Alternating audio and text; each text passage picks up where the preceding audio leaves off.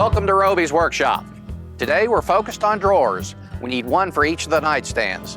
And this furniture's turning out so nice, we're going to do things a little bit different on these drawers. Not much, but the difference will be noticeable. So come on inside, let me show you what we're looking at. A set of nightstands. Episode 5, a couple of drawers.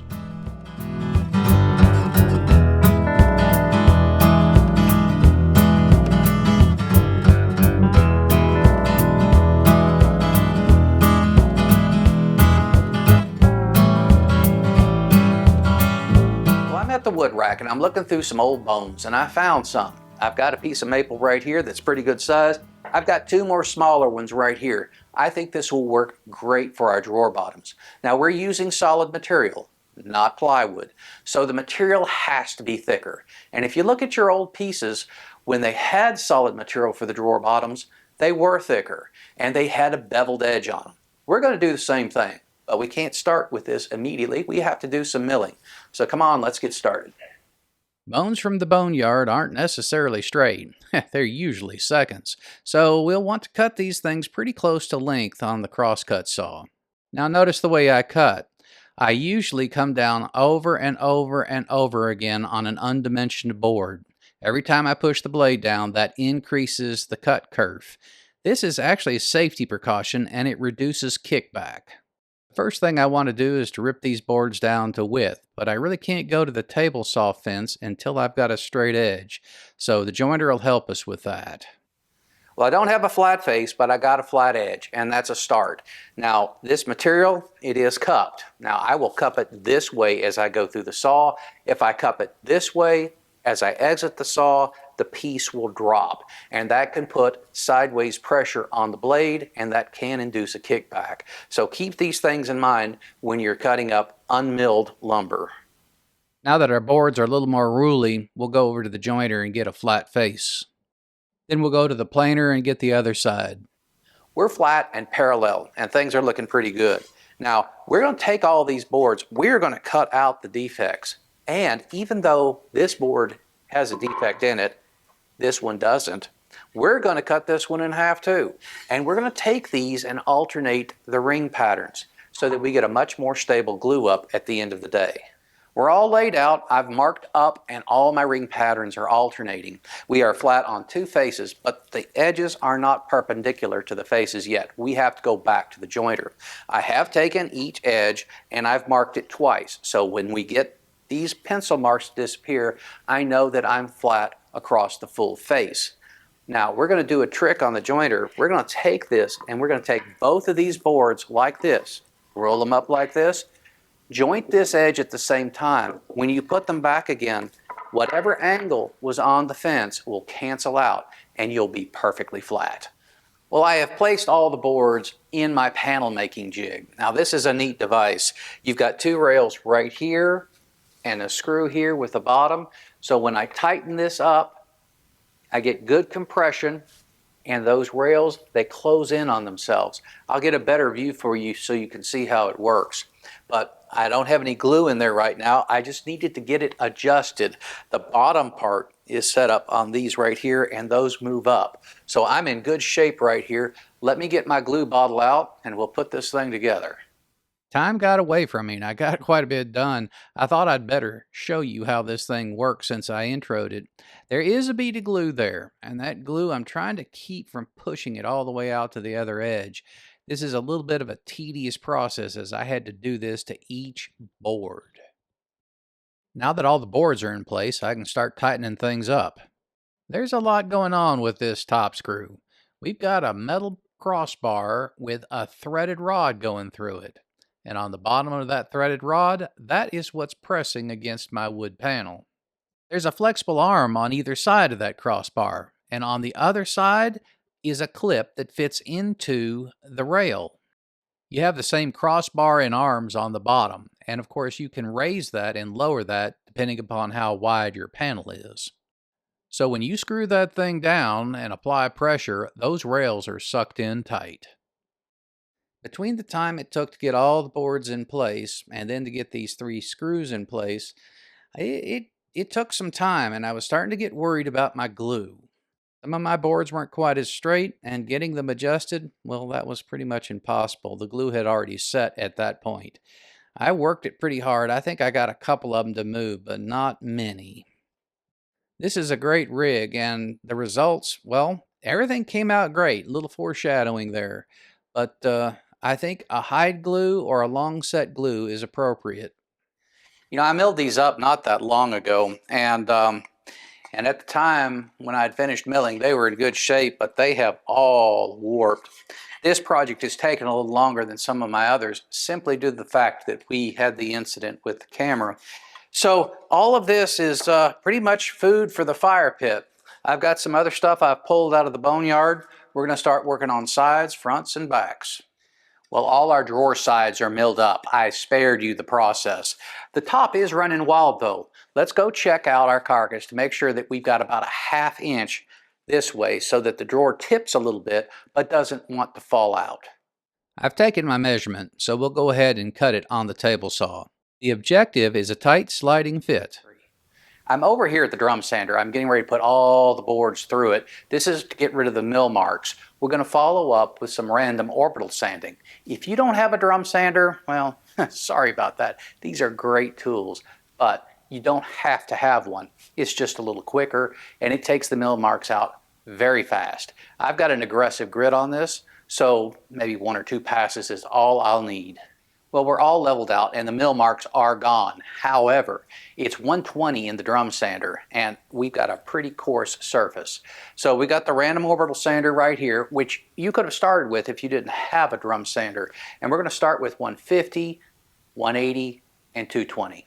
I'm going to go ahead and break these out of the clamps. The glue is still just a little soft. It's beading up nicely, but now's the time to take a scraper to it and get the big beads off. Otherwise, that glue can gum up in the sandpaper. We won't sand these today, but I do want them out of the clamps.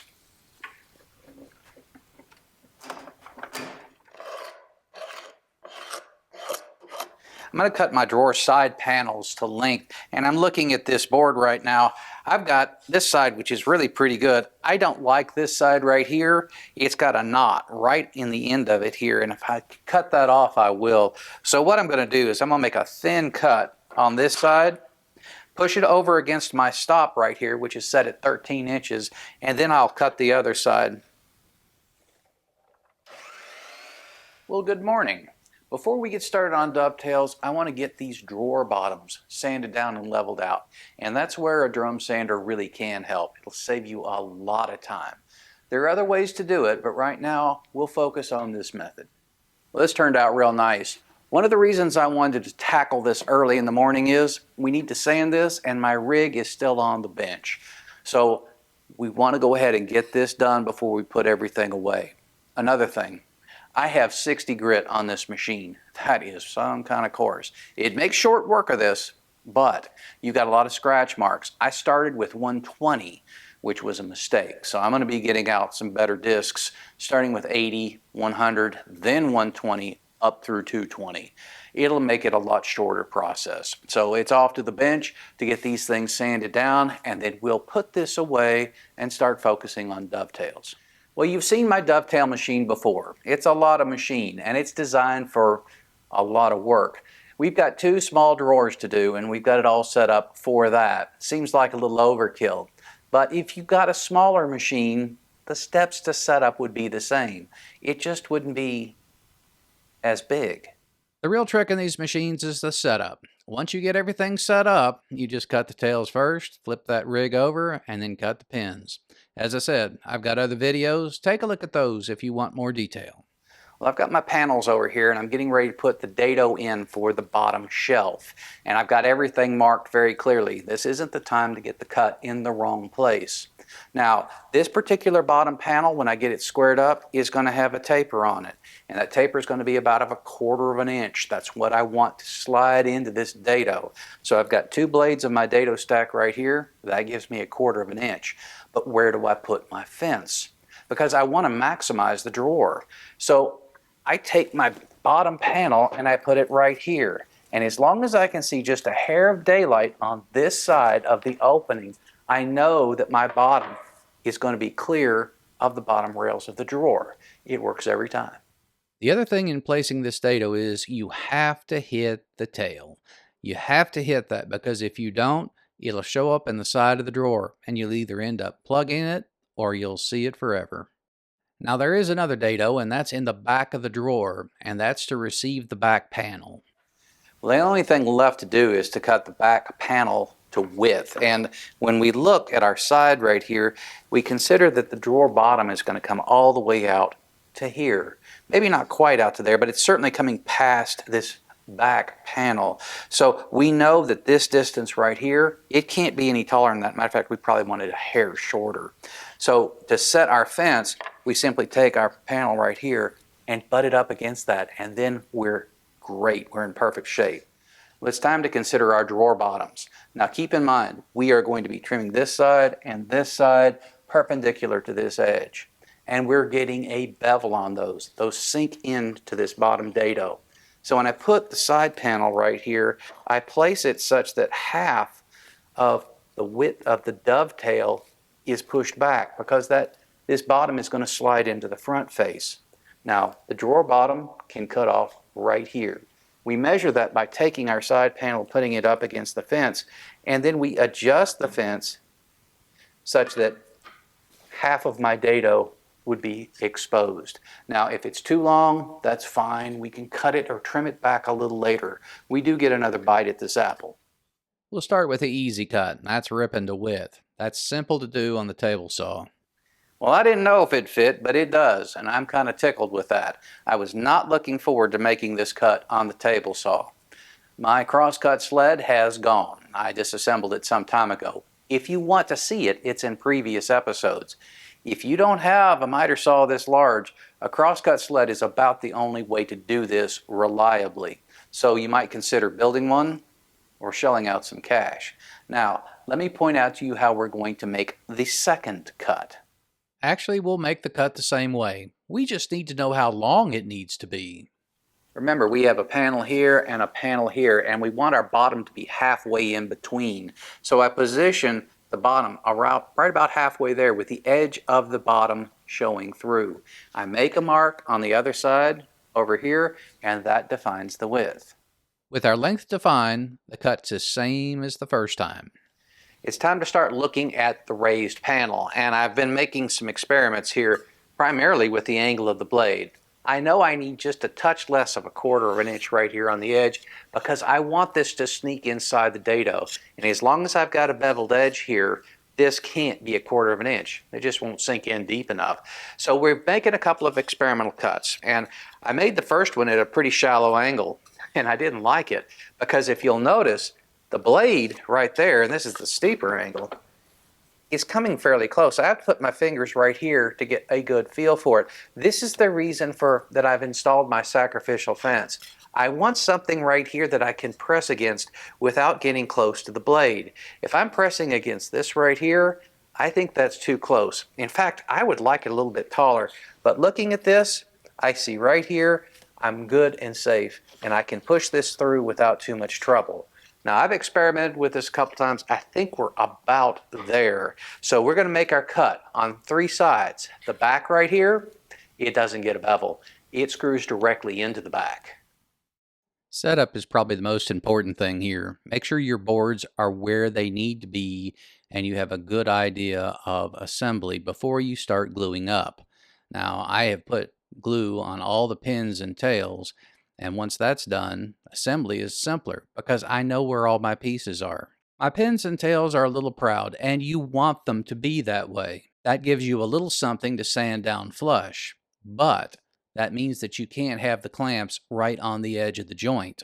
If I had made clamping culls specific to this dovetail pattern, I could have put the clamps right on the edges of the box. Any clamping pressure will bend the board, so I've put squares inside to keep the board true and the joint square. Some of my tails are a little proud, and it helps to mark these with a pencil. That way you can see where you've been. I really don't want to take this down too much that way because I've got a a drawer front that goes right on top of this, so it needs to stay level. Don't take off too much here. We need to round over these edges. Anytime you touch a drawer like this, it needs to feel soft, and a sharp edge just not going to get you there. I have got a 1/8 radius bit with a bearing. I'm going to round over all of these edges, with the exception of this one and this one. We have a face that goes right here, and if you round over that edge, it's going to collect dust, and everybody who looks at it will know you made a mistake. Well, we're sanding it up and it looks pretty nice. My drawer widths are about a 1/2 inch. So I'll take that 1/2 inch, I'll add it to what's on the back here, which is another 1/2 inch. So that gives me 1 3/4 that I need to set here on my gauge. Now what I'm going to do, I'm going to pre-drill. I want 2 screws in the back to go through this back panel and into this.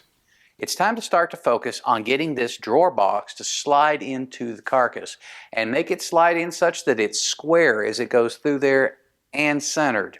That's not as easy as it might seem because cumulative error starts to build into this thing as it goes.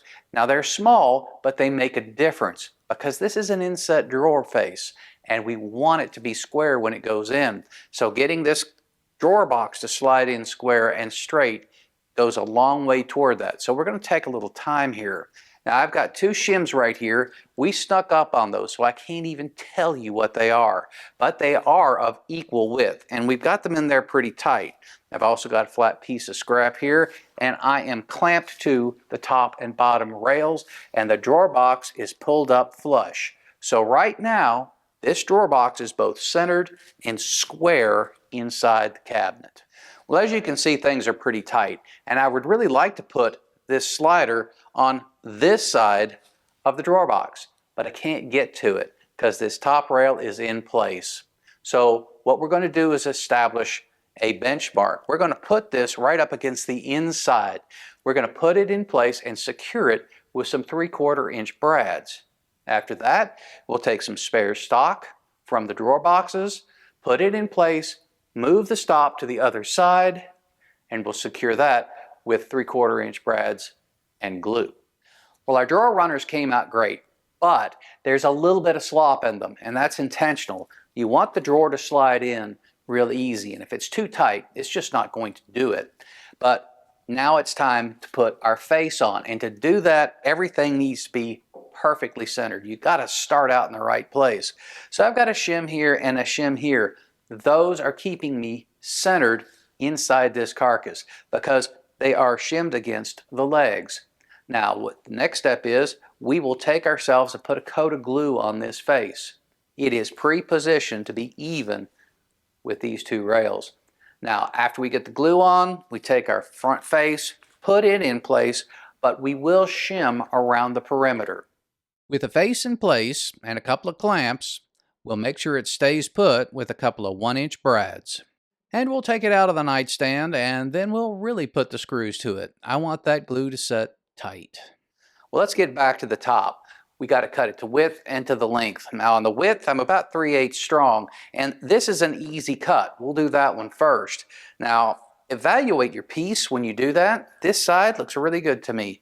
Over here, I've got a bit of sapwood, so it's real easy. We'll just butt it up over here and cut it at 20. I'm getting set up with my panel cutting saw. This is to cut the one edge on here. I'll cut the other side on the table saw, and I'm fine with that. The big trick here is to check both sides of your piece. I've got a check on that side that I want to get rid of. I'm long, I'll get there, but if you don't look, you don't know. Many of you have heard me complain about my track saw, but this is where it comes in handy. There was no way to really make this cut on the table saw, and the track saw, well, it can do a nice job with a lot of checks and good setup. But I will take that freshly cut edge and I'll come back to the table saw every time to make the other cut on the other side. There is no beveled edge on the back, but we do need to put some holes in there for the screws. Those screws will go into the back panel of the drawer and hold it in place. We'll put the panel in place slowly, little at a time. The dados are tight, and if you're out of whack on either side, it will bind. But, you know, we want a tight fit. We do not want a rattle in that drawer bottom after the fact. Well, that about wraps it up for this episode. The drawers are finished and they're installed. The tops are on. They're not installed. I do not have them installed with the clips. I have not put a screw hole in there to secure them to the carcass. And I don't want to, because the grain patterns on top, they're magnificent on both sides, and the fuming will bring them out even more. At that time, I can make a decision. So we are where we are, and that wraps it up. The next episode, we're going to start fuming. We'll get the tent put together, we'll get our ammonia set up, and there's another piece of furniture that needs a little bit of restoration. We'll do that too. So if you like what you've seen, give me a like and subscribe. And I hope to see you next time in Roby's workshop.